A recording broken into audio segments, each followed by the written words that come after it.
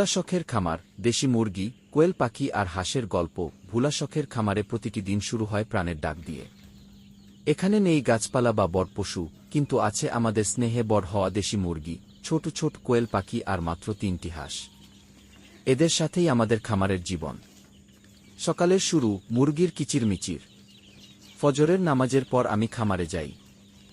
সকালের শান্ত পরিবেশ আর মুরগির ডাক যেন দিনকে নতুন করে শুরু করতে সাহায্য করে।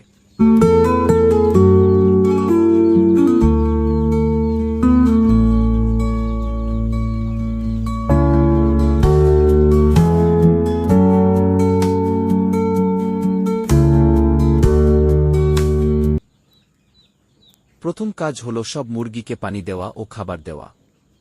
ছোট ছোট কোয়েল পাখিগুলো তখন একে অপরের সাথে দৌড়াদৌড়ি করছে, আর হাঁসগুলো পুকুরের ধারে তাদের স্বভাবসুলভ ডাকাডাকি করছে। দিনের মাঝামাঝি খাওয়ানো ও যত্ন। দুপুরের দিকে আসে দ্বিতীয়বার খাবার দেওয়ার সময়। আমাদের খামারের দেশি মুরগিগুলো সুস্থ আর মজবুত হয় কারণ আমরা নিয়মিত খাবার দিই এবং তাদের সঠিক যত্ন নিই।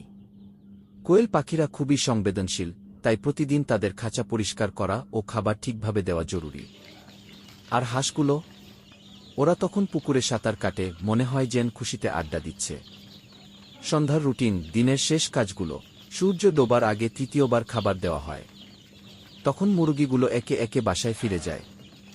কোয়েল পাখিরাও তাদের ছোট খাঁচায় শান্ত হয়ে বসে থাকে। হাঁসগুলোকে তখন পুকুর থেকে তুলে আনা হয় যাতে তারা নিরাপদে থাকতে পারে।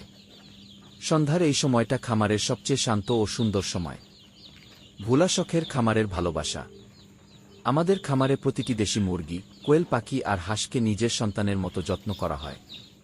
আমরা বিশ্বাস করি সুস্থ প্রাণী মানুষের জন্য ভালো খাবারের উৎস।